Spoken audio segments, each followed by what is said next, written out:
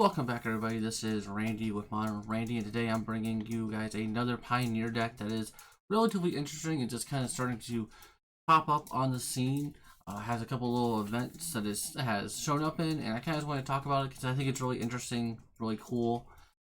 As always, guys, remember if you like what you're seeing, go ahead and give me a like, give me a subscribe. Let me know what you're seeing in the RCQs. Let me know what you're playing. Love to hear from you guys. But today I'm talking about a Insidious Roots deck. Obviously, I don't know if anybody out there who is like me who saw Insidious Roots and thought this card seems broken. How can we break it? I've definitely spent a lot of tickets and time trying to make Insidious Roots good, and it just never feels quite there. I'm not saying this deck is definitely the end all be all, and this is what's going to put Insidious Roots on the top of the format, and whatever. But I do think this is a fun deck. It seems to be doing well. I definitely can't wait to try it out myself. Like I said, I'm kind of a sucker for these like graveyard strategy type decks. So I'll just kind of quickly run down what Insidious Roots is in case you've been, living under a rock or you don't know what it is or it's not your type of card, whatever that may be. So it's a green-black enchantment, and it has creature tokens you control have tap, add 1 mana of any color, and then whenever one or more creature cards leave your graveyard, create an 0/1 green plant token, and then put a +1/+1 counter on it for each other plant you control. So anytime we get a card or get a creature leaves our graveyard, so whether Tyvard is getting something back with his -2, Agatha's Soul Cauldron is eating one of our creatures, or we bring back Forsaken Miner, or exile this guy, or Slitherhead, whatever we're doing, we're gonna get a plant token. So and then we keep getting bigger, bigger, and bigger. So it is a good thing like that, and then with Insidious Roots with Tyvar then gives all of our plant tokens essentially pseudo haste for the mana value, so you can kind of just continuously keep doing what you want to do, keep casting your spells and stuff because you're always getting that mana back essentially. And then to go along with the Insidious Roots, we have Agatha's Soul Cauldron. This card's great. I don't really need to explain why this card's good. Basically the biggest thing we have for it is being able to make multiple priests of the Forgotten Gods with the ability. That's like our big thing we get to do with her, like with the +1 activated abilities type thing. That's really all we get from this deck. There's nothing too major otherwise than that, but it just helps trigger Insidious Roots, and then obviously Tyvar is our other way to help trigger Insidious Roots. 3 mana, a green, a black, generic, 3, like I said, activated ability to creature control, as though they have haste, so it gives our Priest of Forgotten Gods pseudo haste, our plant tokens to tap for mana, pseudo haste, all that kind of good jazz.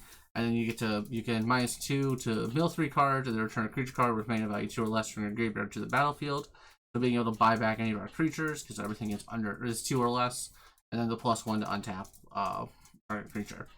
Nothing too crazy. We're really here for the -2 and the static ability, just like with Agatha's Soul Cauldron. We're just here for the exiling creature card from our graveyard.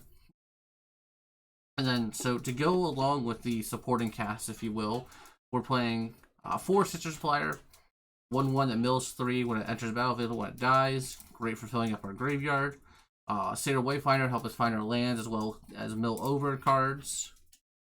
Just to get our graveyard going, get the Insidious Roots, being able to start eating creatures from our graveyard or bring creatures back from our graveyard, start triggering that Insidious Roots.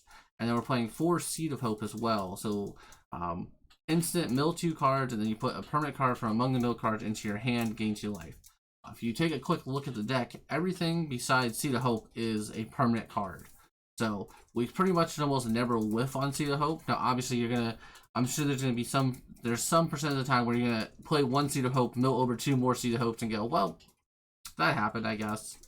But realistically, you're almost never missing on Seed of Hope.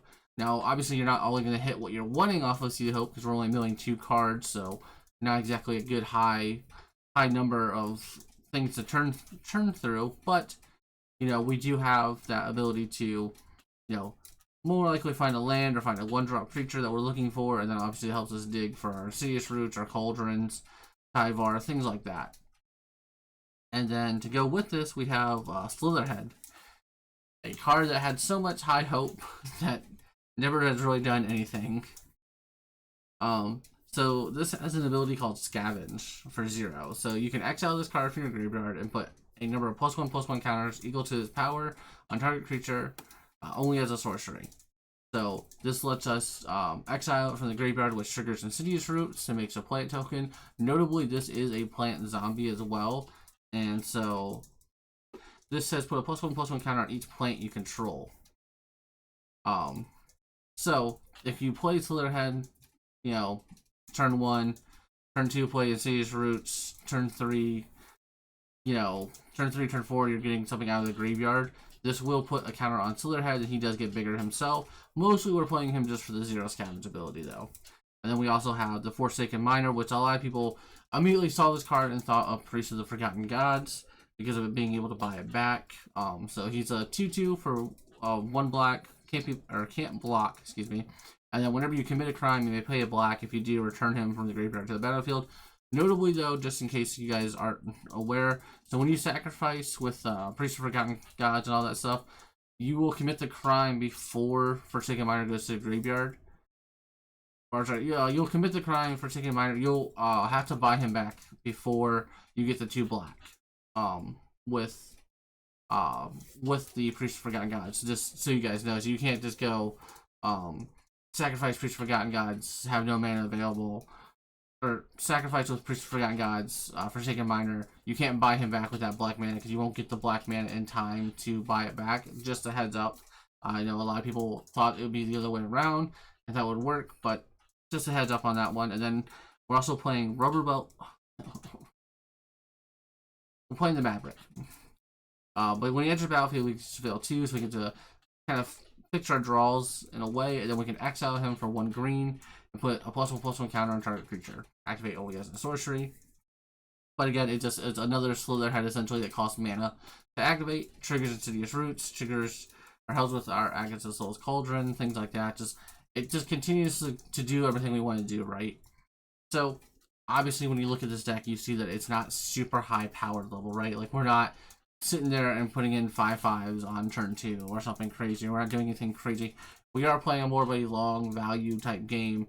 Really, the backbone of this deck is either making a wide board or being able to activate Priest of the Forgotten Gods 2, 4, 8, 12 times throughout the game, and just making sure our opponent's not keeping creatures on the field, and then we're also draining them for 2 every time we activate it.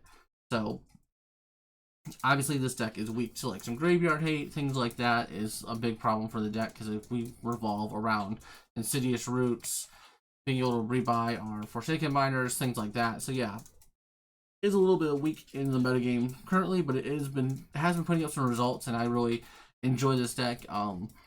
Nothing really too special to talk about land base. We're just playing basically all the black-green duels we can play, along with playing 1 Beseiju, because why not? Same thing with the Takenuma, because why not? And then 1 Urberg, because again, why not? But going over the sideboard here real quick.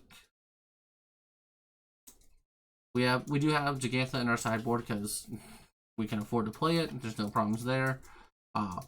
3 of the Knight of Dust Shadow. I'm sure you guys have seen this card in a bunch of different black deck sideboards. Just here for the Amalia combo deck. This deck obviously struggles when we're not playing, a bunch of removal and things to answer Amalia's combo. So we need something like this that can just, help close out the game or help turn them off so we can keep doing what we're doing. Scavenging Ooze here against Phoenix, against any other graveyard strategy decks running around. Also just a good value creature. Also helps trigger our Insidious Roots. I don't know how I lost the name of that card. Insidious Roots if we eat some of our creatures, things like that.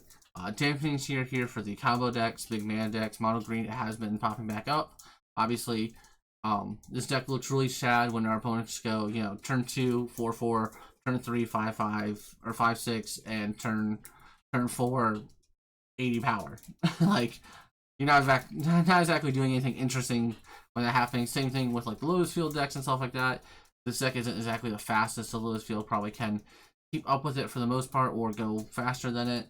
Just, ways we need to answer these big mana decks, answer these combo decks. Just, we don't have the best combo matchup. We are a a value graveyard deck. Usually that's not the deck you want to face into a bunch of combo decks. And then of course we're playing 4 Haywire Mite, because like I said earlier, we are super weak to graveyard hate. So you want to have the answers to the Ley Lines of the Voids, to the Rest in Pieces. Insert whatever other enchantment hate you're thinking of. That's what you want to have answers to, basically. Same thing with against control. We want to have answers to the temporary lockdowns they have, which is kind of control's kind of been hit or miss, depending on what you're seeing in your RCQs, or if you're just playing on Magic Online. Control shows up and then doesn't show up. It kind of has a percentage of the meta, but it's not doing anything crazy. But this is basically here for all the graveyard hate that we can absolutely not beat. But this deck, like I said, has started to do a couple different, put up a couple different results in some leagues, into a preliminary, things like that. It's really fun, really cool to see. I really like this deck. It's something I kind of hope takes off or does semi well, despite the fact of Soul Cauldron still $1 million. But besides that, it's really fun. It's a great looking little deck. Can't wait to try it out myself. As always, guys, don't forget to leave a like, subscribe if you like what I'm doing and want to see more of it. And I will catch you guys next time.